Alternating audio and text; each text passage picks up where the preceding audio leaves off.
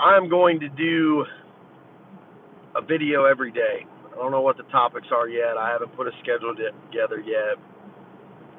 And I'm going to get in the habit of doing one every single day. I feel like it's important to share the wisdoms and the experiences that you have with others to hopefully add some clarity and some guidance, and also just some similarity in life, so that people can see that there's other people out there with the same questions, doubts, obstacles, challenges as you, and so maybe this will help you navigate through these things better. And as I tell all of the people that I work with, if you learn a skill, you learn something, you learn a cheat code, a shortcut, a better way of doing something, you should absolutely share it with somebody else. That's really the power of knowledge, right? If you don't share it, then others aren't going to know about it, and the more educated your team is, the easier it is to produce better results, greater results, and continue to grow. And that just elevates the people around you. And elevating the people around you is extremely important to scalable success. You can be a one-hit phenom and be extremely talented and have skill, but without other people, you will only go as far as you can go, and you won't get that exponential gain. So to my point today, what is the difference maker when you look at, let's say, two people who've had 5-10 years of experience in a field, and we're going to focus on sales here today, but it could be in any field. Why do some people move up into leadership and others don't?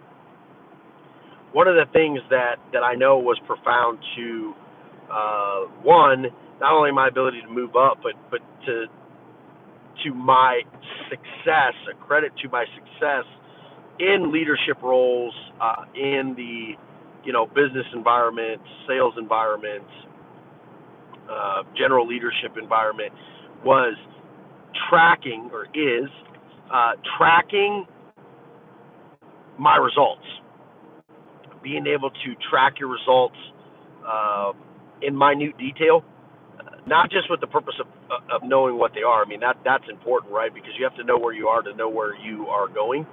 In my opinion, I say that quite a bit. You have to know where you are to know where you're going. And so tracking the results, or lack of results for that matter, in some cases, allows you to get a clear picture of if you are having success with your actions, and then what your rate of success is, or what your frequency of success is, based on a variety of different metrics. And so for myself, I would log every customer that I sold onto a sheet, so called that a sold log. I would also log what that vehicle was, who the customer was, what the gross was on that deal, what my commission payable was on that deal, how much they financed, what bank they went through, and that allowed me to get a really good sense of a lot of things, right? Like, what car am I selling the most? What car pays me the most gross? What am I getting the highest commissions on? And then also, in the CRMs that we had, they would track how many calls you were making, how many appointments you set, versus, and then how many you sold. And so you could see, like, if I make X amount of calls, that leads to X amount of appointments, and those X amount of appointments lead to X amount of sales. And you can really dial that in. So let's say you want to figure out you're averaging 10, 12 sales a month, right? Now, I'm using this off of what my sales numbers were when I was in auto sales. I was competing against 60 guys. I was a large store, and 10 to 12 a month was not a lot. Is not a lot, especially in comparison today. But the average salesperson then was selling 8, and I still think that's true today. But there's so many salesmen out there selling 25, 30, 40 cars a month now, just with the internet, etc. So it doesn't sound like a lot. And we had guys selling 20 cars a month, but I actually averaged between 12 and 15 a month consistently for the 3.5 years that I was on the floor in auto sales. I moved up really quickly. Within 10 years, I was on my way to get my own store. That's another story. But those guys that were selling 20 cars a month, they made less calls. They knew a lot more people. They closed a lot less deals. They made a lot less money. Then I was averaging between $10,000 and $12,000 a month on 12 to 15 cars, and that was, I think the average was $705 per car. It was like the highest in the group for payable. So then you extrapolate that out on what your gross was. That was new and pre-owned, $705 payable for car. I don't know that there's a lot of people doing that today. Even. So I was a high grosser. I was quality over quantity. Even when I made my outreach, I was really diligent on,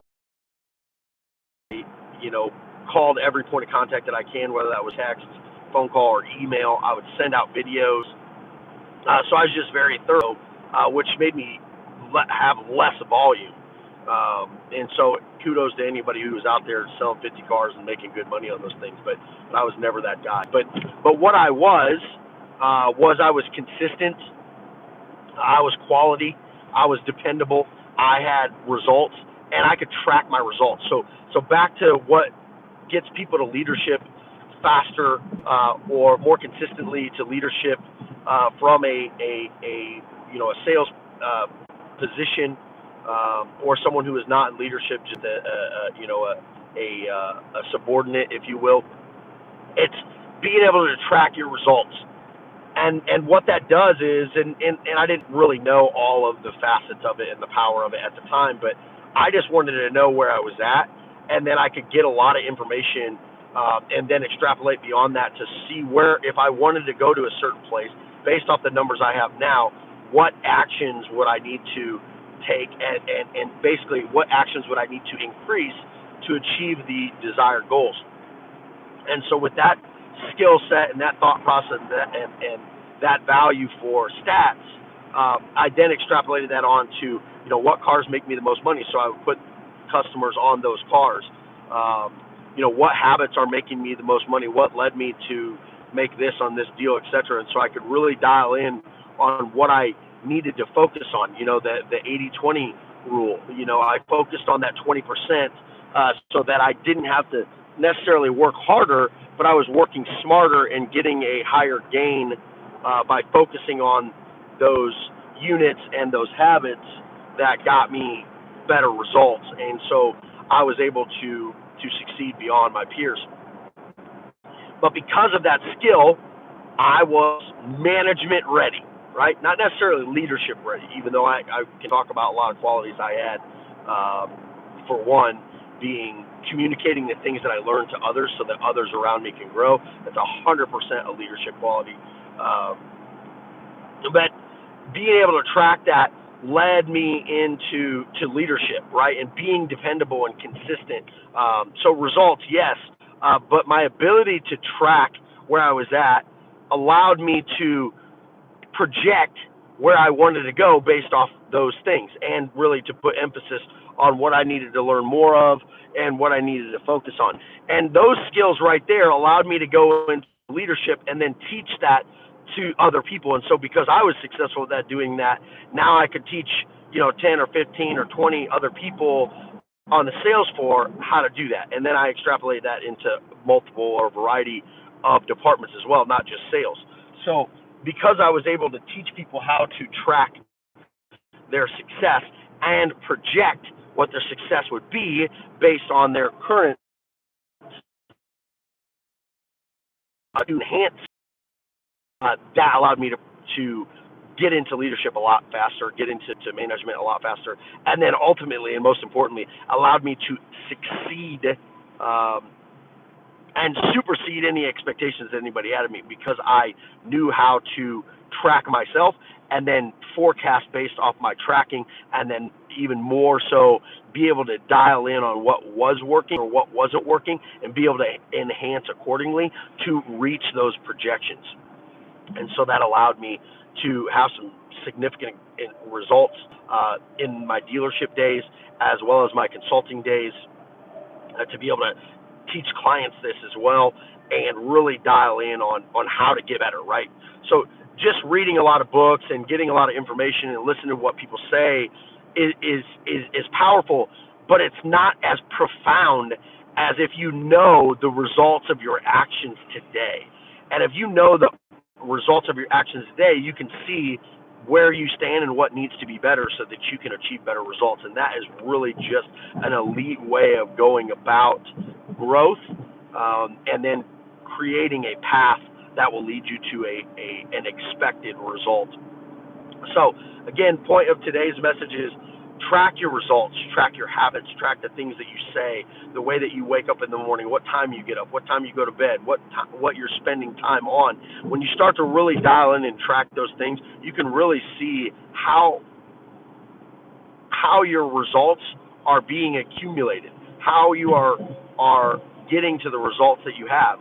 And then once you have that data, you can look at that data and say, well, I'd really like to make this better. So what thing can I change to make that better?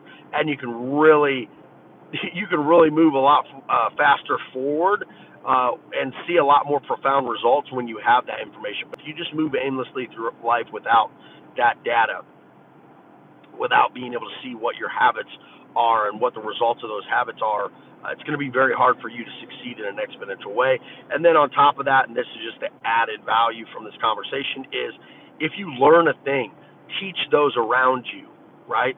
And it's ultimately because you want people to be better, but really in the selfish part of it, it's because if everyone else around you is better, you will be better, right? Iron sharpens iron. So if you teach others how to be better or give them ways of doing things that are better, not only will you be better because now you can communicate it and you can train it, it reinforces it in your mind, which enhances your skill level and your awareness and your effectiveness, right? But now you teach it to other people and they will do the same thing, which will raise the bar in the environment around you. And in proxy, by doing that, you will then become a leader because you can teach other people how to be better. And because other people become better, the entire environment becomes better, and that's where you get into management. That's where you get into leadership.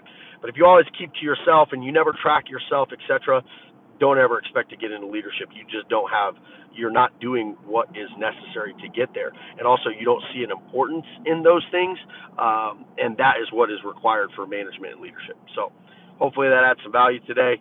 Get some clarity on that. If there's any other things that you would like me to talk about after you watch this video, post it in the comments. We'll see if I've got some knowledge, some wisdom, and some experiences around it. Stay lavish.